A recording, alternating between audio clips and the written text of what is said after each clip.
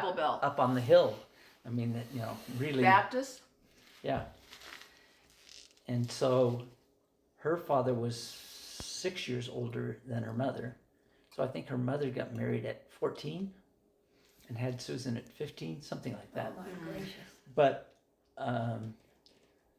so they got married in Arkansas, and then some cousins or something had moved to Arizona. And so they said, you got to move west, much better life. You can make some money out here. Nothing going on in Arkansas. And so her parents moved to Queen Creek, Arizona. Well, I think Coolidge, Arizona first, which is now a suburb of Phoenix, but at that time it was a farming town out in the middle of nowhere. And then, so Susan was born in Florence, Arizona, which is where the women's penitentiary was. But that's what, that's where the doctor was, so they went to Florence to have her delivered. Then she grew up in this little town called Queen Creek, which again now is a suburb of Phoenix. And at one point, her best friend just invited her to go to primary.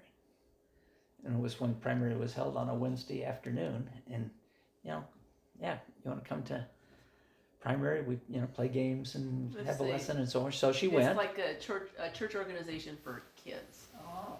Yeah. So she went, and her parents were Upset? apoplectic about it. Yeah. Oh.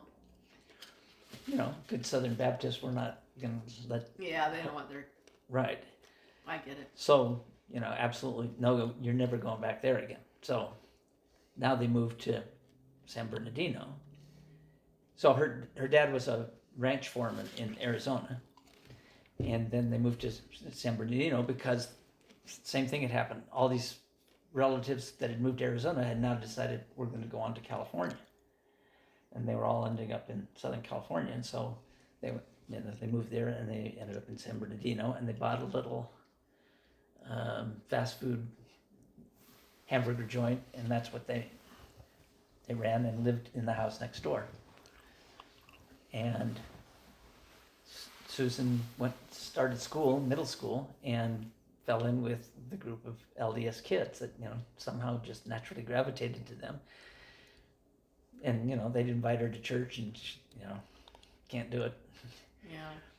But up until I think she was a sophomore in high school, she just told her parents, "Well, that's where I'm gonna go."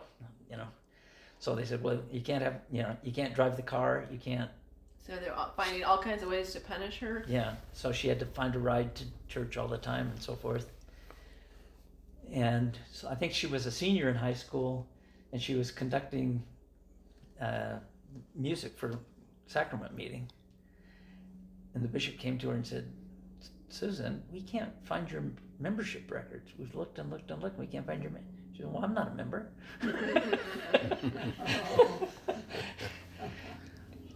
Parents won't let me, So it wasn't until she went up to BYU and turned 18, got baptized a week after she turned 18, and didn't need her parents' permission anymore. Did they ever come around? No. They didn't. Well, Now, were they active as Baptists? No. Oh. How did they allow her to go to BYU?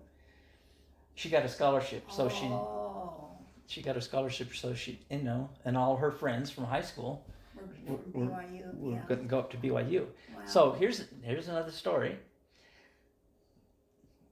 My Area 70 wants to do some interviews, and so he says, "Can you arrange that I can do some interviews in your state president's office on this Sunday morning?" And so I said, "Okay, yeah, I know all these people in my stake. I can arrange that." So, I called the state president and said he wants to use the office on Sunday morning from whatever 10 to noon or something, and going to be available, yeah, and so forth. And so I said, "Okay, I just need somebody to unlock it. I don't have keys or anything." So so they said, "Yeah, we'll have, one of the counselors will be there to unlock it." And so the day before Saturday, I called and said, who's supposed to unlock the president's office? And found out, well, yeah, he hadn't told anybody about it, and nobody was prepared to do it. So I said, one of the clerks or executives said, we promise you somebody will be there to unlock it. So I go over there on Sunday morning, half hour before Elder Hutchins is supposed to show up, and yeah, some assistant state clerk comes to unlock the door, and so we're just standing there in the waiting room for the stake president, talking, waiting for Elder Hutchins to show up, and I said, well, tell me about your story, and he said, well, I grew up in San Bernardino.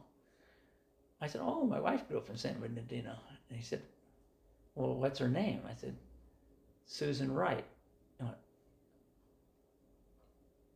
went, we went to middle school and high school together. I wasn't a member of the church. He joined the church when he was a senior in high school, and Susan didn't join until she got to BYU. But they were in this, were in this crowd. So he said, well, in 1969, I came to Utah for General Conference, and I called Susan because I'd heard she was back at BYU, and I came down and took a picture of her and her boyfriend. I said, he said, were you the boyfriend? I said, well, in 69 I was. Oh my. And he said, well, let me find that picture. Oh. So I found the picture, and yeah, in fact, I have it on my phone. Oh, I want to see. Yeah, that's such a. Wow, that's amazing. Really cool. What are the odds of that? Send some clerk who happens to have a picture of you.